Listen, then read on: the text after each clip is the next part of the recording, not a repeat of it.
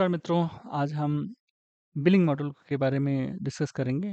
Billing modal transport में एक बहुत अहम हिस्सा है, एक बहुत इम्पोर्टेंट मॉडल है जिसमें कि हम कस्टमर को बिल सबमिट करते हैं। इसमें क्या-क्या फीचर्स हैं, उनके बारे में एक-एक करके स्टडी करेंगे। चलो शुरुआत करते हैं। आपको एप्लीकेशन पे लॉगिन करना है एंड एज़ यूजुअल आपका जो एंटरप्राइज़ एप्लीकेशन है, उसे लॉगिन करना है यहाँ पे। लॉगिन करने के बाद आपका जो कंफर्मेशन स्क्रीन आती है, उसके बाद आपने देखा होगा फाइनेंस में बिलिंग मॉडल आता है, बिल एंट्री। हम ये सारे मॉडल को कवर करेंगे अलग वीडियोज़ में। पहले हम बिल एंट्री का देखते हैं। जब बिल एंट्री में एंट्री करते हैं, यहाँ पे ऑलरेडी देखिए ये सारे बिल्स जो पहले एंट्री हो चुके हैं, वो यहाँ पे हैं। जिन बिल्स में कुछ इशू होता है, वो रेड मार्क्स लाइन से होता है। जिसमें फ्रेट नहीं है या आपने इसमें कंसाइनमेंट ऐड नहीं की है या जिन बिलों को आपने कंप्लीट नहीं किया है, वो बिल आपको रेड दिखते हैं। आप बिल को सर्च कर सकते हैं बाय बिल नंबर, या फिर एडवांस सर्च में आप बिल की ब्रांच से भी सर्च कर सकते हैं, फ्रॉम डेट टू डेट डाल के सर्च कर सकते हैं, पार्टी वाइज सर्च कर सकते हैं। ये सारे सर्च फीचर्स दिए हुए हैं अगर बिल को आपको फिल्टर करना है तो। जैसे सपोज मुझे यहाँ पे एक ही ब्रांच है तो पुणे का हमने सर्च किया और हमें ये चाहिए कि इस डेट से लेके इस डेट के बीच में कोई बिल बना है कि नहीं सभी पार्टियों का, तो हम ऐसे सर्च कर सकते हैं। या फिर आपको देखना है किसी पर्टिकुलर पार्टी का, तो उस पार्टी को भी हम सेलेक्ट कर सकते हैं। हम पहले बिल एक एंट्री का देखेंगे, कैसे बिल एंट्री करते हैं। बिल एंट्री करने के लिए आपको जो जिस पार्टी का आपको बिल बनाना है, उसको पहले आपको पार्टी मास्टर में एंट्री करना होगा। तो मेंटेनेंस में जाके आपको पार्टी मास्टर में जाना है और पहले ये चेक करना है कि वो पार्टी पहले से है या नहीं। तो यहाँ पे अगर आपने पार्टी आपकी सपोज हिंदुस्तान है, आप कुछ कैरेक्टर टाइप करेंगे एंड देन सर्च करेंगे कि वो पार्टी है कि नहीं। अगर वो पार्टी है तो देन आपको अगेन पार्टी कोड इशू करने की ज़रूरत नहीं है। आपको हर एक स्टेट में अगर वो पार्टी है तो आपको मल्टीपल पार्टी कोड इशू करने की ज़रूरत नहीं है, अनलेस आपको अलग-अलग आउटस्टैंडिंग मेंटेन नहीं करनी हो। सपोज एक पार्टी हिंदुस्तान लीवर महाराष्ट्र में भी है, गुजरात में भी है एंड राजस्थान में भी है। तो आपको अगर बिल एक ही जगह सबमिट करना है और पार्टियों का बिजनेस 3 जगह पे है, तो अलग-अलग आपको पार्टी कोड इश्यू करने की ज़रूरत नहीं है। आप एक ही पार्टी कोड में सारे मेंटेन कर सकते हैं। हाँ, अगर आपको आउटस्टैंडिंग अलग सेपरेट-सेपरेट मेंटेन करनी है, देन आप अलग-अलग पार्टी कोड इश्यू कर सकते हैं। तो अब मुझे एक पार्टी कोड मैं इशू कर रहा हूँ, यहाँ पे क्रिएट पार्टी कोड करेंगे और यहाँ पे पार्टी का नाम बेसिकली बेटर रहता है कि आप कैपिटल लेटर में करें। जैसे आपने एक पार्टी लिया एचसीएल सिस्टम्स, ये कोई पार्टी है। कॉन्टैक्ट नंबर ये एक मैंडेटरी फील्ड है, बट हम इसको हटाने वाले हैं क्योंकि ज़्यादातर लोग इसको यूज़ नहीं करते। इसका मैंडेट बनाया गया था कि मार्केटिंग पर्पज़ के लिए हमारे पास कॉन्टैक्ट्स रहें, बट आप नहीं डालना चाहते तो आप इसको डबल एक्स करके आप यहाँ पे आगे करके सेव कर सकते हैं। अब यहाँ पे आपको आता है टाइप, यानी customer, fleet agent and third party. Customer का मतलब जिसके आप बिल बनाते हो, जो आपका मेन पार्टी है उसको कस्टमर लेंगे।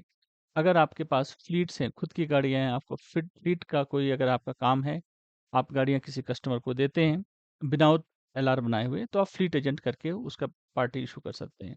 थर्ड पार्टी बेसिकली आपका बिजनेस मेन बिजनेस से हट के कोई अगर आपको बिल सबमिट करना है, आपके कोई गोडाउन को रेंट पे दिया है आपने, उसका देना है, तो थर्ड पार्टी कर सकते हैं। अब इसमें हमारा एचसीएल सिस्टम है, हमने यहाँ पे पार्टी कोड इशू किया, HCL system party code issue हो गया, आप देख सकते हैं यहाँ पे, ये इसका पार्टी कोड है।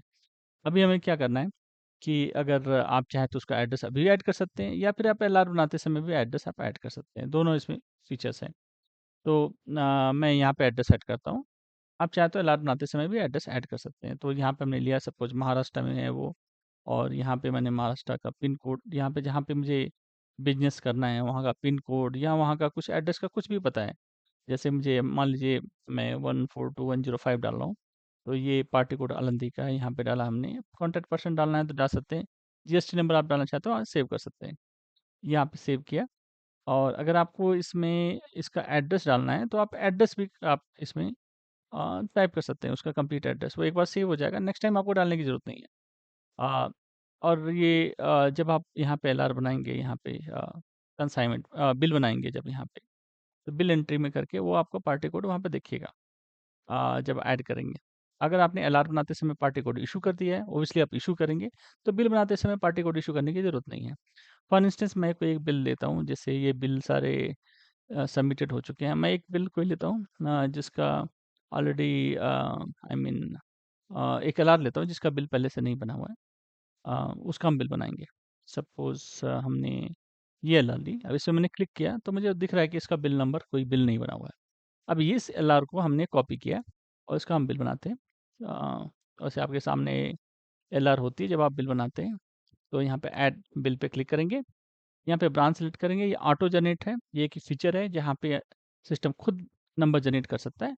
लेकिन सपोज आपको नंबर जनरेट नहीं करना, आपके पास पहले का बिल बना है तो आप बिल नंबर यहाँ पे डाल सकते हैं या फिर ऑटो जनरेट पर जा सकते हैं। यहाँ पे आपको बिल का टाइप फ्रेट सेलेक्ट करना है। अब यहाँ पे different types of the bill है। फ्रेट है जो बेसिकली आपका फ्रेट का बिल होता है।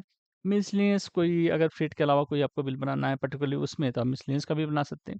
फ्लीट का आपको बताया कि आपकी गाड़ी अगर कहीं और जाती है और आपकी खुद की गाड़ियाँ हैं और आप किसी बिना एलआर के किसी ब्रोकर को दे रहे हैं तो आप फ्लीट सेलेक्ट कर सकते हैं।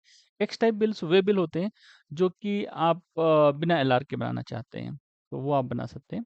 बैकफिल्स वो बिल होते हैं, ये सिस्टम जनरेटेड होते हैं बिल जो कि आपके पीछे के रिकॉर्ड्स के होते हैं, बिना एलआर के एंट्री करना होता है, वो आप एंट्री कर सकते हैं। कैंसल्ड आपको पता ही है कि जो बिल को कैंसिल करने के लिए होता है। एनआर होते हैं वो बिल इनके पेमेंट रिकवर नहीं होने होते। तो हम फ्रेट लेते हैं और यहाँ पे मैं जो पार्टी हमने बनाई है एचसीएल, उसका नाम टाइप करें। जैसे आप टाइप करोगे पार्टी का नाम एचसीएल एंड स्पेस करोगे तो वो पार्टी 4 करेक्टर के बाद वो पार्टी आ जाएगी। उसका पार्टी कोड आ गया और यहाँ पे वो महाराष्ट्र में हमने यहाँ पे स्टेट सेलेक्ट किया और यहाँ पे हमने डाला 412 जो उसका है और 105, या फिर आप डालेंगे तो ऊपर ही जो उसका पार्टी का पहले का रजिस्टर रहेगा वहाँ पे एड्रेस आ जाएगा। ऐसे करके आप इसको सेव कर सकते हैं। देन यहाँ पे आप सेव पे क्लिक करेंगे।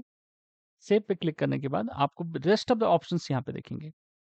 जैसे आप ऐड शिपमेंट करना चाहते हैं तो आप यहाँ पे ऐड शिपमेंट पे आपने क्लिक किया और यहाँ पे शिपमेंट को ऐड करेंगे और ऐड पे क्लिक करेंगे तो ये शिपमेंट ऐड हो जाएगा। अब यहाँ पे ये बता रहा है कि ये जो शिपमेंट है ये किसी और पार्टी का है तो आप उसको अगेंस्ट बिल नहीं बना सकते। बिल्कुल सही है। जिस शिपमेंट आपने बिलिंग पार्टी जो सेलेक्ट की है उसी बिलिंग पार्टी का आपको बिल बनाना है, दूसरे का बिल नहीं बना सकते। स्टेट वे हमें उसी वही पार्टी का कंसाइनमेंट चाहिए। जैसे तो हमने एक नई पार्टी बनाई है तो अगर उसका शिपमेंट होना चाहिए, या फिर आप जो पार्टी आपने कंसाइनमेंट बनाई है उसी का बिलिंग पार्टी लीजिए। तो ठीक है, हमने जो शिपमेंट लिया है, हम शिपमेंट को सर्च करते हैं यहाँ पे और ये शिपमेंट आप देख रहे हो कि अगर इसको हम प्रिंट करते हैं या इसको एडिट करते हैं तो हमें बिलिंग पार्टी पता चल जाती है कि इसकी बिलिंग पार्टी कौन सी है। इसकी बिलिंग पार्टी है शीतल स्वीट्स। तो हमें बिल भी शीतल स्वीट्स का ही बनाना है। अगर दूसरी पार्टी का बनाएंगे तो वो बिल नहीं बनेगा। तो हम यहाँ पे जाते हैं फिनांस में, बिलिंग एंट्री में जाते हैं और हमने जो पहले एंट्री किया था एचसीएल का उसको एडिट करेंगे और यहाँ पे शीतल स्वीट्स डालते हैं। शीतल स्वीट्स का पार्टी कोड आ गया और यहाँ पे हमने उसको महाराष्ट्र सेलेक्ट किया एंड उसका अगर एड्रेस जो है वो आपने डाला है तो यहाँ पे आप एड्रेस डाल सकते हैं। यहाँ पे आप टाइप करके अब आप देख सकते हैं कि आपका कहाँ पे है। सपोज यहाँ पे आपने दापोडी पुणे डाला, इसका एड्रेस आ गया यहाँ पे। फिर आपने सेव किया और अगर आप जीएसटी नंबर डालना चाहते हैं तो जीएसटी नंबर भी मेंशन कर सकते हैं यहाँ पे। फिर इसके बाद आपको ऐड शिपमेंट में जाना है। ऐड शिपमेंट करके वही एलआर जो हमने पहले डाली थी वो एलआर डालनी है। तो उस एलआर का नंबर आई थिंक ये था, चेक करते हैं। ये ऐड हो गया। अब आप अगर फर्स्ट बिल बनाते हैं ऑटोमेटिक फ्रेट में जाता है आपका, राइट। लेकिन अगर आपने बिल पहले भी बना दिया है तो वो फ्रेट में नहीं जाएगा, वो आपको एडिशनल चार्ज का। तो आपको यहाँ पे ध्यान रखना होगा कि जो आपके जो आ रहा है वो पहला बिल फ्रेट का बने। अगर आपको फ्रेट के अलावा किसी और का बिल बनाना है तो वो भी आप बना सकते हैं। यहाँ पे आप चॉइस चूज कर सकते हैं कि हमें वो कौन सा टाइप चाहिए। हाँ, जब आप फ्रेट का बिल बनाते हैं उस समय ये बिल आपके आउटस्टैंडिंग से निकल जाता है, कंसाइनमेंट आउटस्टैंडिंग से निकल जाता है क्योंकि उसका आपने फ्रेट का बिल बनाया है।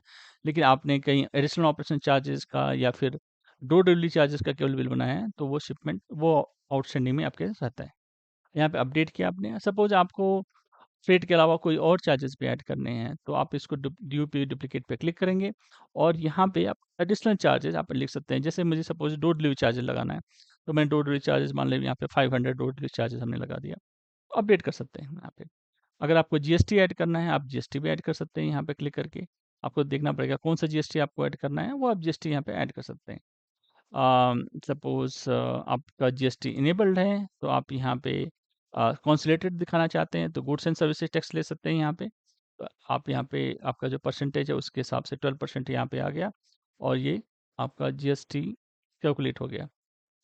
ये जीएसटी 12% पे कैलकुलेट हुआ है, राइट। इसी तरह से आप अगर सीजीएसटी डालना चाहते हैं तो सीजीएसटी भी डाल सकते हैं। 6% पे सीजीएसटी कैलकुलेट हो गया है, राइट? तो ये चीज़ें ऑटोमेटिक कैलकुलेट करके आपके यहाँ पे आ जाएंगी। आप यहाँ पे अपडेट पे क्लिक कर सकते हैं और ये आपका सेव हो गया इतना परसेंटेज पे। तो ये एक आपका एक वे है जहाँ से कि आप बिल बना सकते हैं, और इसके बाद बैक पे क्लिक करेंगे और आपने सीजीएसटी ऐड किया तो आपको 6% और भी ऐड करना है, तो फिर डीओपी करिए, ऐड करिए, और आप यहाँ पे स्टेट टैक्स जो सेंटर टैक्स का स्टेट सीजीएसटी लगाएंगे, ये भी 6% है, और यहाँ पे भी अपडेट हो गया ये आपका। ठीक है, तो ये दोनों चीज़ें ऐड होगी। आप यहाँ पे बैक पे क्लिक करेंगे और बैक क्लिक करने के बाद इसको सेव करेंगे। अब यहाँ पे आपका जो टोटल अमाउंट यहाँ पे आ जाएगा, और यहाँ पे आप प्रिंट कर सकते हैं। जब आप प्रिंट करेंगे आपका बिल ऐसे बिल बन के आपको आ जाएगा यहाँ पे। अगर आपको लग रहा है कि मुझे चार्ज वेट शो नहीं करना है तो आप हाइड चार्ज वेट पे क्लिक कर सकते हैं। आपके जो चार्ज वेट है वहाँ पे एफटीएल आ जाएगा। और अगर आप ये यहाँ पे हेडर हाइड करना चाहते हैं, आप कहीं पे आप लेटर हेड पे बिल निकालना चाहते हैं तो हाइड हेडर भी कर सकते हैं, या पे डायरेक्ट आप प्रिंट पे क्लिक कर सकते हैं। तो जैसे आप प्रिंट पे क्लिक करेंगे, क्योंकि यहाँ पे इसका लोगो इनेबल्ड है, तो आपका बिल ऐसे बन के आ जाएगा। वेरी स्ट्रेट फॉरवर्ड है।